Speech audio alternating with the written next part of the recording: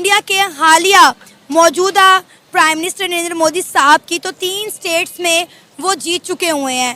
भारी अक्सरियत से वोट उनके हक में है। कहा जा रहा है कि अगला टेन्योर भी उनका होगा। इंडिया की अगर बात करते हैं, उनके प्राइम मिनिस्टर ने 2 टेन्योर, नरेंद्र मोदी जी ने 2 टेन्योर पूरे किए हैं। तीसरा भी उधर नारे लग रहे हैं कि अब की बार फिर मोदी सरकार या तीसरी बार फिर मोदी सरकार। मोदी साहब कभी भी इलेक्शन कैंपेन से बाहर हुए ही नहीं। वो हमेशा हर चीज ही लग रहा होता है जिस तरह कैंपेन चला रहे हैं। इंडिया के प्राइम मिनिस्टर नरेंद्र मोदी साहब के इन 2 टेन्योर्स में भारत में जितनी डेवलपमेंट हुई है, पूरी दुनिया ने इसे देखा है। इंडिया कहां से कहां तक पहुंच गया और हम अभी तक अपने ही सियासतदानों को पकड़ के बैठे हैं। किसी को इसने वो कर दिया, उसने वो कर दिया, जो आता है अपना कुछ नहीं बताता, अपने से पिछलों पे वो डाल देते हैं। हम सिस्टर नाम के आजाद हुए हैं। हम ये कौम गुलाम है, गुलामी कर रही है। कोई इसको आजादी है? कहाँ है आजादी? मुझे बता दें आप।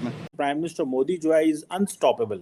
मोदी साहब जो हैं वो एज अ इंडियन अपनी नेशन को और इंडिया को ऑल ओवर द वर्ल्ड बनवा चुके हैं। आप कहीं भी चले जाएं तो आपको इंडिया की मैन्युफैक्चरिंग बहुत ज़्यादा नजर आएगी। इंडिया में अगर नहरें लग रहे हैं ना तो उसने वज़ीर आज़म ने काम किए हैं।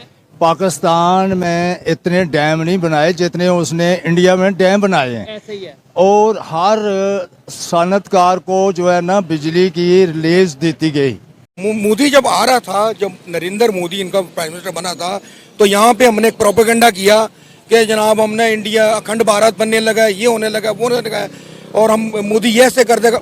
वो तो मुल्क ऊपर उठा के ले गया, यहाँ तो बेड़ा कर दिया।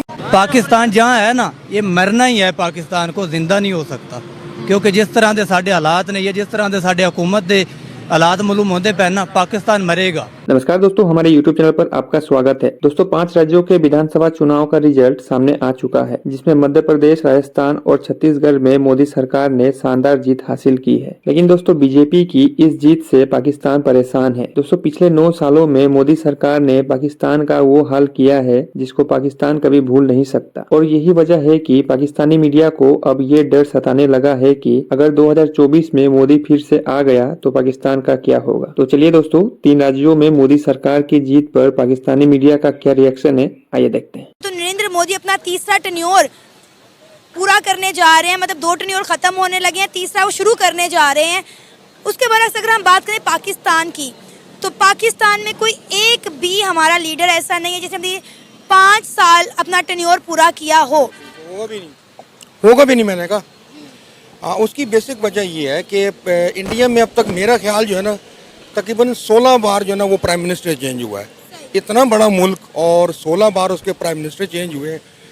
और मैंने आज इत्तेफाक से मैंने एक वीडियो उसके बारे में देखी है कि उनके जितने भी अब तक इलेक्शन हुए ना, किसी एक इलेक्शन को किसी भी पार्टी ने चैलेंज अभी तक किया कि आपने इसमें धांधली की है। जबकि हमारे यहाँ पे अगर आप 2/3 मेजॉरिटी भी ले लेते हैं ना, तो उसके बाद भी आप पे उंगलियाँ उठती हैं। या अगर आपने फर्ज किया किसी भी तरीके से जीत जाते हैं, जिस तरह बॉक्सेस भी गायब हो जाते हैं, और उसके बावजूद भी ना आप पे उंगली उठती है कि यार जिस टाइम इमरान खान के लास्ट में हुआ था तो 4 दफ़ा 4 सीटों पे इन्होंने जो बकायदा है ना वो स्टे लिया था कि यार हम इसके ऊपर केस करेंगे। तो कहने का मकसद है कि जहाँ पर आपका वोट का जो सही इस्तेमाल है उसका ही नहीं पता। अभी आप लड़कों से पूछ लें जितने भी यहाँ खड़े, मेरा ख्याल है इसमें 70% आपको लोग ये कहेंगे यार हमने वोट ही नहीं देना, क्योंकि लोग उकता चुके हैं। अब मुझे बताएं ना कि इंडिया में देखें, सबसे बड़ी जमहूरियत इंडिया की है, ठीक है। हमें किसी चीज़ का काम उससे कंपेयर नहीं कर सकते। मोदी जब आ रहा था, जब नरेंद्र मोदी इनका प्राइम मिनिस्टर बना था, तो यहाँ पे हमने एक प्रोपेगेंडा किया कि जनाब हमने इंडिया अखंड भारत बनने लगा, ये होने लगा, वो होने लगा, और हम मोदी ये ऐसे कर देगा। वो तो मुल्क ऊपर उठा के ले गया, यहाँ तो बेड़ा कर दिया मौका।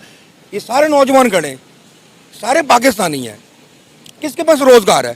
किसी के पास नहीं है। बताए ना मुझे किसके पास? वहाँ तो काम करने के लिए लेबर नहीं मिल रही। सारी एक्सपोर्ट इंडिया की जा रही है।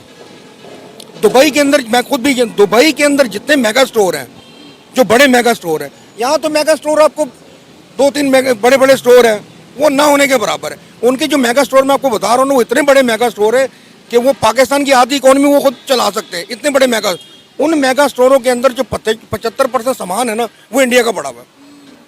आपको पता है कि नरेंद्र मोदी साहब ने कहा है कि अगला टेन्योर उनका आएगा तो मजीद इंटरनेशनल मार्केट जो है उनकी वैल्यू बढ़ेगी, इंटरनेशनल इन्वेस्टर जो है वो इंडिया में आएगा।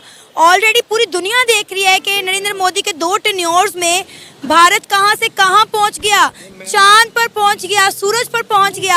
आप मुझे ये बताएं, अगर अगला टेन्योर भी नरेंद्र मोदी का आ जाता है तो इंडिया की कामयाबी का नेक्स्ट लेवल क्या होगा? मैं बता रहा हूँ, वो अमेरिका को टक्कर दे रहा है। और मैं देखिए, आप ये देखिए कितनी बदकिस्मती हमारी कि एक तरफ चाइना है जो दुनिया की दूसरी बड़ी इकोनॉमी है, एक तरफ हमारे इंडिया बैठा हुआ है जो मेरा ख्याल है कि शायद अब कुछ जमाने में जाके इंडिया को टक्कर देगा, चाइना को टक्कर देगा। अब वो भी तरक्की, और हम तो बीच में फंस गए। हम तो न 3 में रहे न 13 में। हमारा तो देखिए, हमारा तो मैं कह रहा हूँ कि इतने अफसोस की बात है कि हम अब तक कागज के फूल जो है ना, कागज के फूल वो चाइना से इंपोर्ट कर रहे हैं। मतलब हमारे बेशर्मी की इंतहा देखें आप कि प्लास्टिक के, जो मेरा ख्याल है कि मैं 2 दफा बच्चों को बताऊं बनाना शुरू कर दें। हम इतनी बेहस कौम हो चुके हैं कि हम कंघी से लेकर और प्लास्टिक के फूल, प्लास्टिक की कुर्सियां, हर चीज हम इंपोर्ट, हमारे पास डॉलर खत्म हो गया।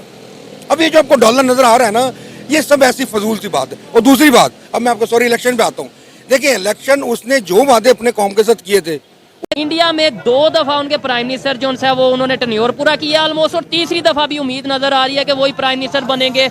उधर नारे लग रहे हैं बार बार मोदी सरकार, तीसरी बार मोदी सरकार। क्या समझते हैं, क्या वजह वो अपने प्राइम मिनिस्टर से मोहब्बत करते हैं, या उन्होंने काम ही इतना कर दिया पब्लिक के लिए? उन्होंने जो काम किए हैं ना, वो पब्लिक में इसलिए मकबूल है कि उनको टाइम मिल जाता है कि अपनी पब्लिक की खिदमत के लिए। हमारे जो प्राइम मिनिस्टर जो भी आते हैं यहाँ पे, या तो उनको आर्मी फारिग कर देती है, या तो फिर अवाम के सियासतदान उसको खींच कर बाहर फेंक देते हैं। अवाम तंग आ जाती है। उनसे कैसे तंग आ जाती है? सिर्फ उनके तरीकाकार गलत होते हैं, जिसकी वजह से अवाम तंग आकर उनको बाहर निकाल देते हैं। अगर अवाम तावन करेगी सियासतदानों से, सियासतदान तावन करेंगे अवाम से, फिर भाई ये काम चलेगा। फिर उनको टाइम का भी फ्रेम टाइम मिल जाएगा।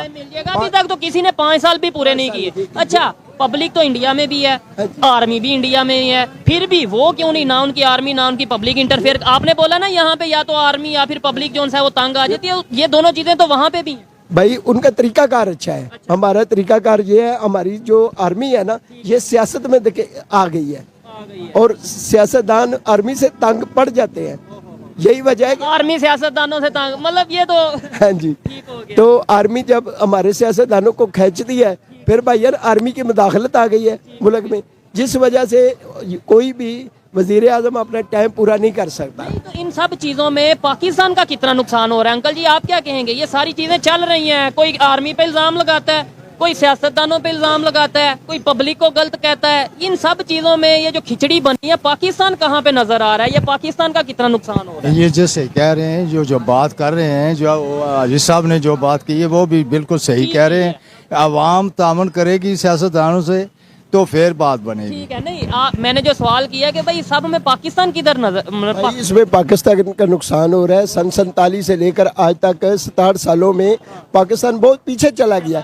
ये दक्कन पील की वजह से साथ बने थे जो हमारे साथ, मतलब जिन्होंने, मतलब अगर इंडिया की हम बात कर रहे हैं जैसे, वो किधर के किधर, वो आपको आइडिया है? बिल्कुल है।